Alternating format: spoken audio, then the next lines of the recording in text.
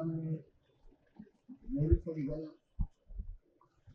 அழுத்தங்கள் கொடுத்தாலும் அவர்கள் கொடுக்கிற அழுத்தங்கள் எங்களை ஆவேசப்படுத்தும், அரசியல் படுத்துமே ஒழிய அச்சைப்படுத்தாது, ஒருபோதும் அச்சப்படுத்தாது. அச்சத்தை கைவிடு, இல்லை என்றால் லட்சியத்தை கைவிடு என்று போதித்த எங்களுடைய தலைவர் மேதகு பிரபாகரன் அவர்களுடைய வழியில் துணிந்து பயணிக்கிற வீரர்கள் நாங்கள் எங்கள் மொழியை, சிதைந்து அழிந்து கொண்டிருக்கிற எமது தாய்மொழியை மீட்சி வர வைக்க வேண்டும் என்று எண்ணுகிறோம். தமிழ் மீட்சியே தமிழர் எழுச்சி என்கிறார் மொழி ஞாயிறு தேவனைய பாவாணர். நீங்கள் பார்க்கிறீர்கள், சங்கம் வைத்து தமிழ் வளர்த்தவர்கள் நமது முன்னவர்கள், மூதாதையர்கள். இப்போது தமிழகத்தின் தமிழ் தெருவில் தமிழ் இருக்கிறதா என்பதை நீங்கள் எண்ணி பார்க்க வேண்டும். நாம் நம்முடைய கடைகளில் விளம்பர பலகையில் கூட நம் தாய்மொழி இல்லை. தமிழ் எழுத்து இருக்கும், ஆனால் ஆங்கில உச்சரிப்பு இருக்கும். அது ஒரு புது மொழி. 50,000 ஆண்டுகளுக்கு மூத்த ஒரு இனத்தின் பிள்ளைகள் நம் தாய்மொழியை நம் கண்முன்னே சிதைந்து அழிவதை நாம் பார்த்து கொண்டிருக்கிறோம். இப்படித்தான் தாய்மொழி தமிழோடு சமஸ்கிருதம் கலந்து பேசி 1800 ஆண்டுக்கு முன்பு கன்னடர்களாக மாறினார்கள். பிறகு 1600 ஆண்டுக்கு முன்பு தெலுங்கர்களாக மாறினார்கள். வெறும் 500 ஆண்டுக்கு முன்பு 15ஆம் நூற்றாண்டிலே மலையாளிகளாக மாறினார்கள். பிறகு துளுவர்களானார்கள். கன்னடமும் கலிதெலுங்கும் கவின் மலையாளமும் துளுவும் உதிரத்தில் பிறந்ததுவே என்று பாட்டு இருக்கு. இப்போது நாம் 90 விழுக்காட்டுக்கு மேலாக ஆங்கிலம் கலந்து பேசிக் கொண்டு இருக்கிறோம். என் கையில் இருக்கிற இந்த சின்னத்தை கூட ஒலி வாங்கி என்று தூய தமிழிலே சொன்னால் என் மக்களுக்கு புரியாத ஒரு நிலைமை. இதை மைக் என்று சொல்ல வேண்டியது இருக்குது. இப்படித்தான் மொழி சிதைந்து அழிந்து நாம் அழிந்தோம். தெற்காசிய முழுமைக்கும் பரவி வாழ்ந்தவர்கள் தமிழர்கள் தான். பிறகு மற்ற இனங்களெல்லாம் வந்து குடியேறியவர்கள் என்று ஹார்வர்ட் பல்கலைக்கழக பேராசிரியர் பெருமக்கள் லோனி ஜோசப்பும் ரிச்சார்டும் மார்டினும் தங்கள் ஆய்வு கட்டுரையிலே நிறுவுகிறார்கள். இந்திய அரசியல் சாசனத்தை வகுத்து கொடுத்த புரட்சியாளர் அம்பேத்கர் அவர்கள் இந்த துணைக்கண்டம் முழுமைக்கும் பரவி வாழ்ந்தவர்கள் தமிழர்கள் தான். இந்த நாட்டை என் நாடு என்று சொந்தம் கொண்டாடி கொள்ள ஒரே ஒரு இனத்திற்குத்தான் உரிமை உண்டு, அது தமிழ் இனத்திற்குத்தான் என்று குறிப்பிடுகிறார்கள். அப்படி இமயவரை பரவி இருந்த ஒரு இனம் இன்றைக்கு காலடியிலே குறுகி சிதைந்து அதிகாரமற்ற அடிமைகளாக வாழ காரணம் என்ன? நாம் அடிமைகள் என்பதை நீங்கள் ஏற்க மறுக்கிறீர்கள். தன் தாய் நிலத்தில் தன் தாய்மொழியில் படிக்க முடியாது, பேச முடியாது, படித்தால் வேலை கிடைக்காது என்கிற நிலை இருக்குமானால் அந்த இனம் உலகத்தில் மிக மிக கீழான அடிமை இனம். நாம் சாதி அடிமை, மத அடிமை, மத போதை அடிமை, ஆங்கில அடிமை, எல்லாவற்றிற்கும் அடிமையாக இருக்கிறோம். இந்த நிலையிலிருந்து மீள மற்ற இனங்களைப் போல பெருமையோடு வாழ நமக்கென்று அரசியல் அதிகாரம், வலிமை அவசியப்படுகிறது. இந்திய கட்சிகள், காங்கிரஸ், பாரதிய ஜனதா எதற்காக தமிழர் நாட்டிற்கு வேண்டும்? யாராவது ஒருவர் இதற்காக, இந்த ஒரு காரணத்திற்காக தமிழ்நாட்டிற்கு இது தேவை, இந்த கட்சிகள் தேவை என்று சொல்லுங்கள் பார்ப்போம். உங்கள் மொழிக்காக நிற்பார்களா? உங்கள் உரிமைக்காக என்றைக்காவது நின்றிருக்கிறார்களா? எதற்காகவாவது? கல்வி மாநில உரிமை, மாநில பட்டியலிருந்து அதை பொதுப்பட்டியலுக்கு எடுத்துக்கொண்டு வைத்துக்கொண்டு அவர்களிடத்திலே அனுமதி வாங்கினால்தான் நீங்கள் மருத்துவக் கல்லூரி திறக்க முடியும். உங்கள் தாய் நிலத்தில் வழக்காடு மன்றத்தில் உங்கள் தாய்மொழியில் வழக்காடுகிற உரிமை பெற முடிந்ததா? ஆனால் பீகார், ராஜஸ்தான் அங்கெல்லாம் அவர்கள் தாய்மொழியில் வழக்காடுகிறார்கள். ஒரு வழக்காடுகிற உரிமை கூட இல்லை. உங்கள் இறைவன், உங்கள் கடவுள், உங்கள் தெய்வம், கட்டியவன் கோயிலை கட்டியவன் நமது முன்னவர்கள். நம் இறைக்கு முன்பு நம் தாய்மொழியில் நாம் வழிபாடு செய்ய முடியாது. அங்கே தேவாரம், திருவாசகம், திருப்புகழ், திருப்புகழ் எதுவும் பாடப்படாது. 12 திருமறைகள் ஓதப்படாது. தாய்மொழியில் வழிபாடு இல்லை, தாய்மொழியில் வழக்காட முடியாது, தாய்மொழியில் எழுத படிக்க தெரியாத ஒரு தலைமுறை உருவாகிவிட்டால் ஒரு இனம் எப்படி வாழும் என்கிற கேள்வியை நீங்கள் பார்க்க வேண்டும். வரலாறு நெடுகிலும் நீங்கள் பயணித்து பாருங்கள், எத்தனை மொழிகள் சிதைந்து அழிந்திருக்கு, அழிக்கப்பட்டிருக்கு என்று.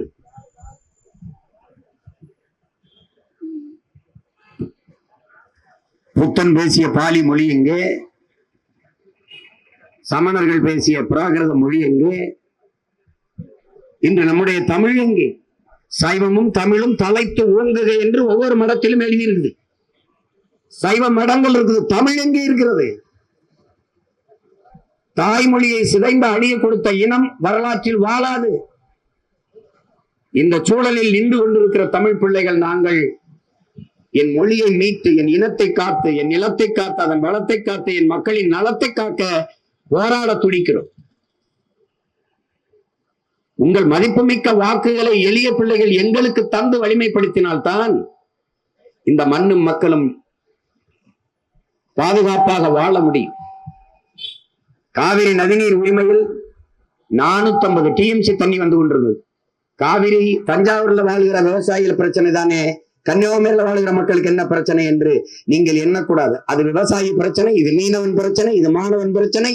இப்படி பார்ப்பதான் இந்த இனத்துக்கு பிரச்சனை. இது என் இனத்தின் பிரச்சனை, என் நிலத்தின் பிரச்சனை என்று என்னைக்கு நாம் திரள்கிறோமோ எழுகிறோமோ அன்னைக்குத்தான் மீள்வோம், வாழ்வோம். தமிழ்நாட்டில் பாதி மாவட்டங்களுக்கு குடிநீராக காவிரி நதிநீர் தான், வேளாண்மைக்கு மட்டுமல்ல. அந்த காவிரி என்பது நமது உரிமை. நீங்கள் இப்படி பாருங்களேன், அவரவர் நிலத்தின் வளம் அவரவருக்கு என்றால் முல்லை பெரியாற்று நீரின் வளம் கேரளாவிற்கு, காவிரி நதிநீரின் உரிமை கர்நாடகர்களுக்கு என்றால் என் நிலத்தின் வளம் எனக்குத்தானே.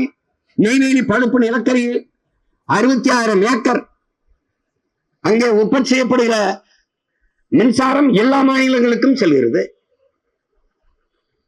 நிலம் என்னது, வளம் என்னது. வீட்டை இழந்து இளங்களை இழந்து நான் இந்த பொது சொத்தாக அந்த நிலத்தை நாங்கள் விட்டுக் கொடுத்திருக்கிறோம். அங்கே உற்பத்தி செய்யப்படுகிற மின்சாரம் நாடெங்கிலும் பகிர்ந்து கொள்கிறார்கள். ஆனால் அவரவர் நீர்வளம் அவரவருக்கு என்றால் என்னுடைய நிலத்தில் எடுக்கக்கூடிய நரிமணம் பெட்ரோல், இடிந்த அணு உலையில் தயாரிக்கப்படுகிற மின்சாரம் அழிவு எனக்கு, மின்சாரம் எல்லாருக்கும். அப்படின்னா அவரவர் வளம் அவரவருக்கு என்றால் எங்களின் வளம் எங்களுக்கே என்று நாங்கள் வந்தால் தேசிய ஒற்றுமை, இறையாண்மை இதெல்லாம் எங்க இருக்கும்? எங்கே இருக்கும்? காவிரியில் எனக்கான நதிநீர் உரிமையிலே காங்கிரசின் நிலைப்பாடு என்ன? ஒரு சொட்டு தண்ணீர் கொடுக்க முடியாது தமிழ்நாட்டிற்கு. தமிழர்களுக்கு தண்ணீர் கொடுக்க நாங்கள் முட்டாள்களா என்று கர்நாடகாவை ஆளுகிற காங்கிரஸ் கட்சியின் தலைவர் பெருமக்கள், அதுவும் முதல்வரும் துணை முதல்வரும் கட்சிக்கிறார்கள். ஒரு சொட்டு தண்ணி தமிழ்நாட்டிற்கு தமிழர்களுக்கு தர முடியாது என்று அவர்கள் சொல்லும் போது ஒரு ஓட்டை தண்ணி தர மறுக்கிற காங்கிரஸ் கட்சிக்கு, அதன் ஆட்சிக்கு நாங்கள் ஏன் போட வேண்டும் என்று தமிழ் மக்கள் முடிவெடுக்க முடியாதா? அந்த முடிவை தமிழர்கள் எடுக்க வேண்டிய தேர்தல் இது. ஒரு சொட்டு தண்ணி தராதவர்களுக்கு திமுக 10 சீட்டு கொடுத்திருக்கு. 10 சீட்டு. தண்ணி தர மறுக்கிற உன்னோட கூட்டணி இல்லை, என் நிலத்தில் ஒரு ஓட்டு இல்லை, சீட்டு இல்லை என்று சொல்ல துணிவுகிறது. அப்படி இந்த காங்கிரஸ் கட்சிக்கு வாக்கு செலுத்தி காப்பாற்ற வேண்டிய தேவை என்ன உங்களுக்கு இருக்கிறது என்று சொல்லுது. 840 மீனவனை இந்திய கடலுக்குள் வைத்து சுட்டுக் கொண்டிருக்கிறார்கள். படகை பறித்து ஏலம் போடுகிறார். படகை, சொந்த நாட்டு மக்களின் படகை பறித்துக் கொள்வதை தடுத்து காப்பாற்ற முடியவில்லை. உலகின் வலிமை மிக்க கடற்படை ராணுவம் அங்கே பாதுகாப்பு பணியை செய்கிறது என்கிறார்கள்.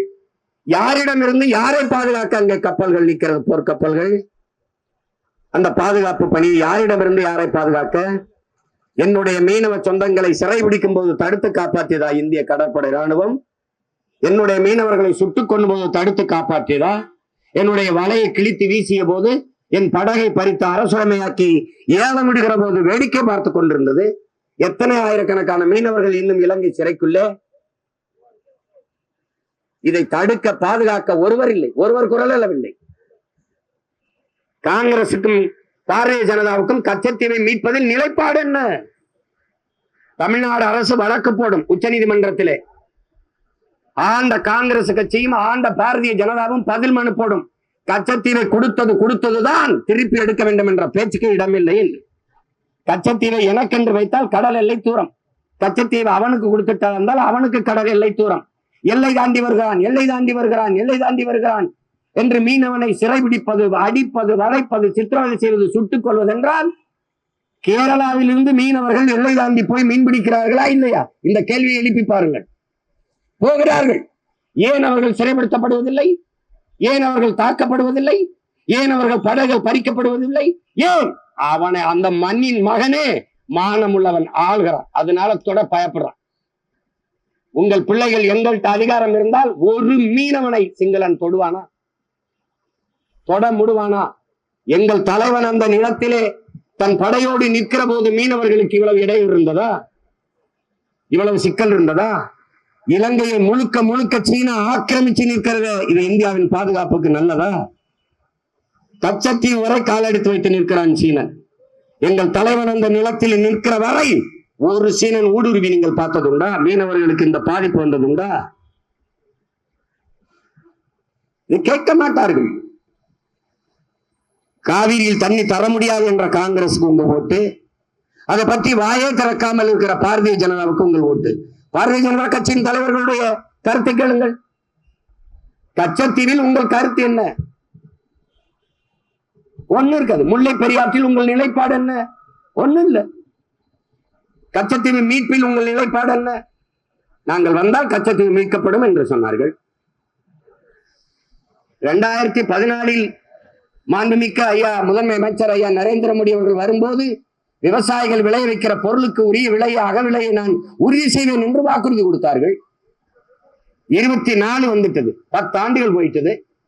அதே விவசாயி அதே கோரிக்கை வைத்து இன்றைக்கும் டெல்லியில போராடி கொண்டிருக்கிறான். இன்றைக்கு ஒரு நாட்டில் வேளாண் குடிமக்கள் வீதிக்கு வந்தால் அதன் நாடு இல்லை, சுடுகாடு. ஒரு நாட்டில் ஒரு விவசாயி வாழ்கிறான், வளர்கிறான் என்றால் அந்த நாடு வாழ்ந்து வளருது. ஒரு நாட்டில் வேளாண் குடிமகன் வீதியில் வந்து நிற்கிறான் என்றால் அவன் அவனுக்காக நிற்கவில்லை, நமக்காக நமக்கு உணவளிக்க அவன் வீதியில் நிற்கிறான். கேட்க நாதி இல்லை. வீதியில நிறுத்தியவர்களுக்கு மறுபடியும் ஓட்டு போட்டு மறுபடியும் வலிமையை கொடுத்து அதிகாரத்தை கொடுத்து இதே அடிமை வாழ்க்கை தொடர போகுதா?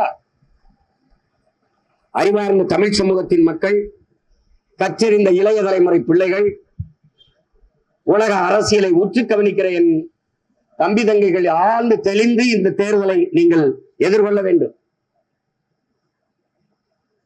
பணத்தை கொடுத்து வாக்கை வாங்கி விடலாம் என்று நினைக்கிறார்கள். மக்களுக்கு சேவை செய்ய பணம் எதற்கு? நான் தூய உள்ளத்தோடு சேவை செய்வேன் என்கிற மனம் இருந்தால் போதும். எங்களிடத்தில் பணம் இல்லை. ஆனால் எந்த நம்பிக்கையில் நிற்கிறோம்? உண்டியல் ஏந்துகிறோம், கையேந்தி பிச்சை எடுக்கிறோம். திரள்நிதி திரட்சியில் நீங்கள் எங்களுக்கு ஏதாவது கொடுத்து உதவுங்கள் என்று அதில் அவர்கள் போடுகிற 1000, 2000 அந்த காசை வச்சுதான் தேர்தல் எதிர்கொள்றோம். தேர்தல் பத்திர குழலிலே காசு வாங்கியதிலே ஒரு அரசியல் இயக்கம் ₹1 விட வாங்காமல் இருக்கிறது என்றால் அது நாம் தமிழர் கட்சி மட்டும்தான். அதிகமாக வாங்கிய கட்சி பாரதிய ஜனதா. எங்கெல்லாம் இடி ரைடு போச்சோ, அமலாக்கத்துறை சோதனை போச்சோ, அந்த முதலாளிகளிடத்தெல்லாம் பணம் வாங்கியிருக்காங்க. இல்லைன்னு சொல்ல சொல்லு. 6650 கோடிக்கு மேல பணம். நான் வந்தா ஊழலை ஒழிச்சிருவேன், கருப்பு பணத்தை ஒழிச்சிருவேன். எங்க ஒழிக்கிறதா? அவன்கிட்ட வாங்கி ஒழிக்கிறதா? அவன்கிட்ட வாங்கி ஒழிக்கிறதா? எப்படி ஒழிக்கிறது? பாகிஸ்தான்ல இருக்கிற நிறுவனத்திட்ட காசு வாங்கியிருக்கு. அதுவும் புல்வாமா மாவட்டத்தை தாக்குதலுக்கு பிறகு. அதுக்கு அடுத்தபடியா அம்மா மம்தா வாங்கியிருக்காங்க. அப்புறம் காங்கிரஸ், அப்புறம் திமுக. எப்படி கட்சி நடத்துது? ஒன்னும் போத பொருள் வித்தவன்ட்ட, இன்னொன்னு லாட்ரி வித்தவன்ட்ட காசு வாங்கி கட்சி நடத்துது. ஆட்சி சாராய வித்து நடத்துது, டாஸ்மாக் காசு வச்சு நடத்துது. 39 உறுப்பினர்களை கொடுத்திருக்கோம். தமிழ்நாடு, புதுச்சேரி உள்பட 39 உறுப்பினர்கள், நாடாளுமன்றத்துக்கு உறுப்பினர்கள். 39 உறுப்பினர்களை கொண்டு போய் இந்த நாட்டு மக்களின் பிரச்சனைக்கு குரல் எழுப்பியது, பேசியது, பதிவு செய்த கருத்துகள், இந்த மண்ணு மக்களும் எதிர்கொள்ற சிக்கல்களுக்கு ஒன்று கிடையாது. மீத்தேன் எடுக்கிற அந்த திட்டத்தை கொண்டு வந்ததை பெருமையாக பேசியவர்கள் இவர்கள். மக்கிய மரக்கழிவில் இருந்து சிங்கப்பூர் எடுக்கிறது மீத்தேனை, பயோகேஸை. அப்படி நீங்க எடுத்துக்கொள்ள முடியாதா? ஆடு மாட்டு கழிவு, மனித கழிவில் இருந்து பயோகேஸ் தயாரிக்க முடியாதா? முடியும். பிறகு அதற்கு பூமி தாயின் ஈரக்குலையை, சிறுநீரகத்தை, இதயத்தை அறுக்கிறீர்கள். ஆழ குழாய்களை போட்டு இதற்காக தோண்டியும் தாயை காயப்படுத்தீர்கள் என்று கேட்டால் பதில் இருக்காது. அணு உலை இல்லை என்றால் மின்சாரத்தில் எப்படி தண்ணீரை அடைவீர்கள்?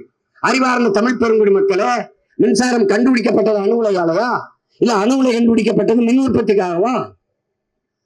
அணு குண்டு மேல் அமர்ந்திருப்பதும் அணு உலைக்கு அருகில் குடியிருப்பதும் ரெண்டும் ஒண்ணுதானுங்கிறான். நான் சொல்லல, அணு விஞ்ஞானியே சொல்றான். உலகத்தில் பாதுகாப்பான அணு என்ற ஒன்றே கிடையாதுங்க. எப்படி இத கண்டுபிடிச்சிட்டு நோபல் பரிசு உலகம் பூரா கொடுக்கறான் பாருங்க. இத கண்டுபிடிச்சிட்டு இந்த அணுவை கண்டுபிடிச்சிட்டு இது பேராபத்தை விளைவிக்கும், உலக மக்கள் எல்லாம் நம்மளை திட்டுவாங்கன்னு தன் பேர்ல ஒரு விருது அறிவிச்சுட்டு போனான் ஆல்பர்ட் நோபல். அந்த விருதை தான் நோபல் பரிசு உலகத்தை தலை சிறந்த பரிசுன்னு வாங்கிட்டு இந்த ஆபத்தை மறந்துட்டு அந்த பரிசை பாராட்டிக்கிட்டு நம்ம. ஒரு ஏமாளி கூட்டம் தொடர்ச்சியா ஏமாந்து ஏமாற்றுவர்களுக்கு இடம் கொடுத்து விடக்கூடாது. என் அன்பு தம்பி தங்கைகளே, அருமை பெற்றோர்களே, இம்முறை தெளிந்து துணிந்து வாக்கு செலுத்துங்கள் இந்த ஒளிவாங்கி சின்னத்தில். இந்த மைக் உலகத்தில் எண்ணற்ற புரட்சியாளர்கள் ஆகப்பெறும் கருத்துக்களை இதில் மூலமாகத்தான் வழங்கி புரட்சியை உருவாக்கினார்கள். அண்ணல் Ambedkar, Marx, Martin Luther King, Malcolm X, Fidel Castro, Che Guevara, Ho Chi Minh, எண்ணற்ற பெருமக்கள், பேரறிஞர் அண்ணா உட்பட அவர்கள் பேசிய மைக்கு தான். ஐயா எம்ஜிஆர், பெருந்தலைவர் காமராஜர், எங்க தாத்தா தெய்வ திருமகன் முத்துராமலிங்க தேவர், இன்னொரு தாத்தா முக்கைய தேவர், எல்லாரும் பேசிய மைக்.